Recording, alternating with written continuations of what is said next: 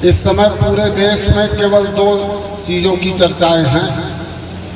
एक तो अखिलेश द्विवेदी, दूसरे योगी आदित्यनाथ के बुलडोजर। चर्चा केवल इस बात की है कि इन दोनों की शक्ल एक जैसी है, समानता है, इसलिए चर्चा है इसकी।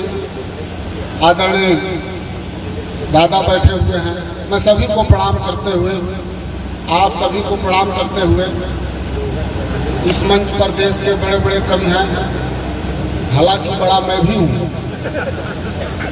लेकिन ये बात वो कहेंगे जब उनका नंबर आएगा। मैं कुछ पंक्तियों से अपनी बात शुरू करता हूँ। जी स्वागत स्वागत। भाई स्वयं श्रीवास्तव जी सुना रहे थे जब कि वो पैर से पैर छेड़ रही थी, तो भूषण त्यागी जी कहते थे वाह क्या बात है।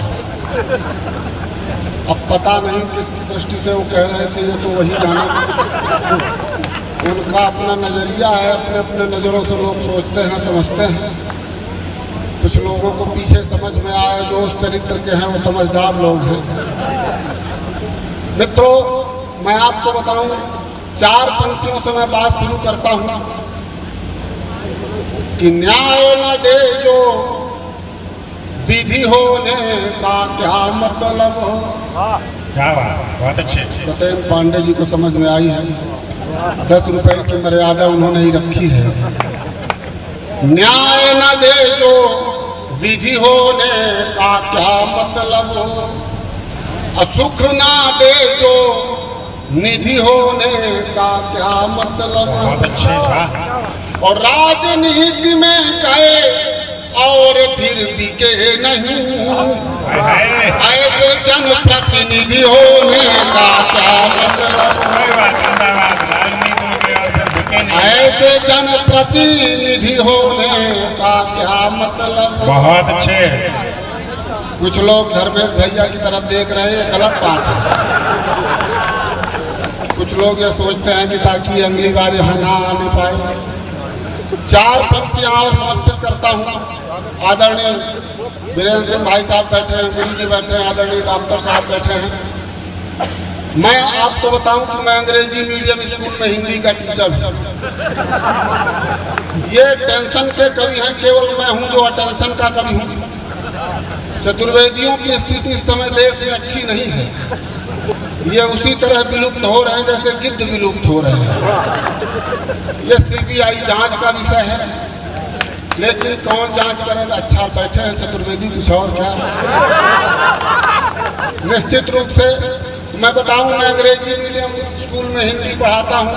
आदरणीय गुरु जी विराजमान हैं, तो मैं रामचरितमानस पढ़ा रहा था कि प्रविश नगर की जय सब काजा, हृदय राखी कौशलपुर राजा। तो एक लड़के ने कहा गुरु जी अंग्रेजी में बताइए। उसे हिंदी नहीं आती थी, मुझे अंग्रेजी नहीं आती थी, लेकिन मैंने समस्या का समाधान तलाशा। मैंने कहा प्रविश नगर की जय सब काजा, हृदय राखी कौशलपुर राजा, यानी enter the city do everything, heart putting Kaushal putting. इसलिए समस्याओं का समाधान रखता हूँ। इसके बाद मैंने छोड़ दिया। मेरे पिताजी ये चाहते थे कि कोई मेरा एक बेटा वकील बने, तो उन्होंने देखा कि सबसे अधिक झूठ कौन बोलता है, तो मेरा नंबर अव्वल आया। उन्होंने कहा LLB कर लो। हमने एक चतुर्वेदी जी का आगमन हुआ है। वाह धन्यवाद। मुझे मालूम था कि जब एक चतुर्वेदी खड़ा होगा तो दूसरे चतुर्वेदी का आगमन जरूर होगा। मैं बहुत बहुत स्वागत करता हूँ। और भाई स्वयं श्रीवास्तव गा रहे थे तब ये नहीं आई, जब मैं गा रहा हूँ तब आई है। लगता है राजीव शुक्ला जी से मिलने आई होगी, अंतिम विदाई देने। मैं राजीव शुक्ला जी को तब से जानता हूँ जब वो पटवारी थे, जब रामलाल की कोलिया को महंगू के नाम में कर दिया था इन्होंने।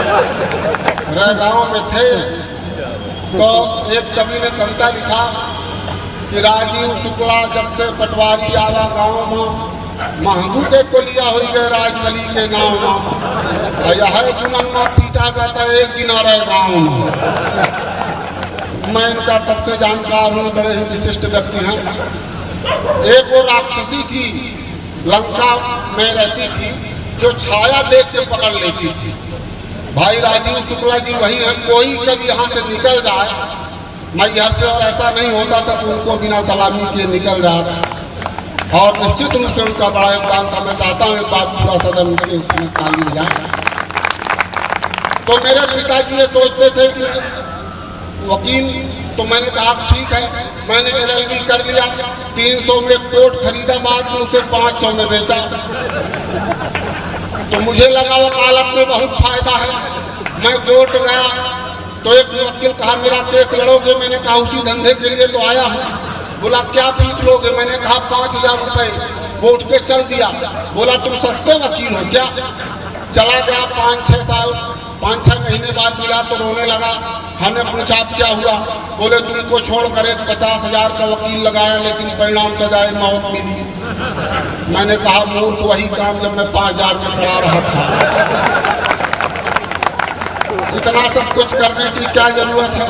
बहुत अच्छे। अभी तमाम आपको छंद सुनाएंगे, मैं आपको कुछ छंद सुनाता हूँ। जी एक खोज मैंने की कि धरती में बहुत से जहरीले जानवर हैं। शांत रहो, जब अखिलेश द्विवेदी आएंगे तुम्हारे तब आना। अभी से क्या शुरू कर रहे हो? बीरेन्द्र सिंह जी, मुझे मालूम था कि आपने मुझे बुलाया है।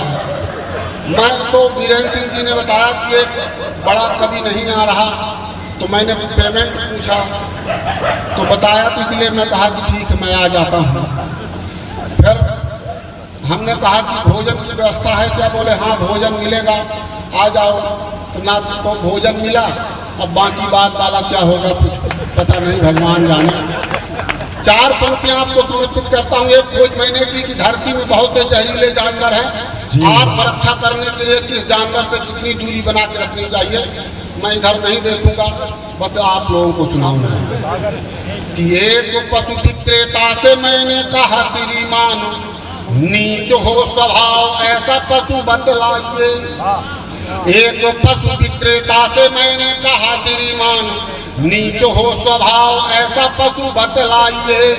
पैर और सिंह दोनों एक साथ मारता हो, बाका हो लड़ाका चाहे जिससे लड़ाइए। तो बोला विक्रेता कि ऐसा कोई पशु पास नहीं, आप पशुता का यूं मजाक न उड़ाइए। और नीच दुराचारी भ्रष्टाचारी पशु चाहते हैं, श्रीमान संसद भवन चले जाइए।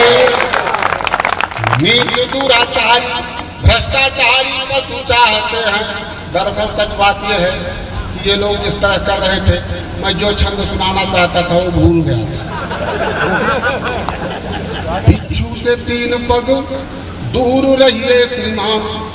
इतना बड़ा पशु ज्ञानी आपने न देखा होगा। आदरणीय धर्मेश भैया की उपस्थिति है कि बिच्छू से 3 पग दूर रहिए श्रीमान, सर्प जो मिले तो 8 पग भाग जाइए। बिच्छू से 3 पग दूर रहिए श्रीमान, सर्प जो मिले तो 8 पग भाग जाइए। और सिंह से 12 पग दूरियां बनाए रखे, भालू जो मिले तो पेड़ पर मत जाइए। और विष खोपरा से आप 20 पग दूर रहें, प्रेत जो मिले तो हनुमत गुण गाइए।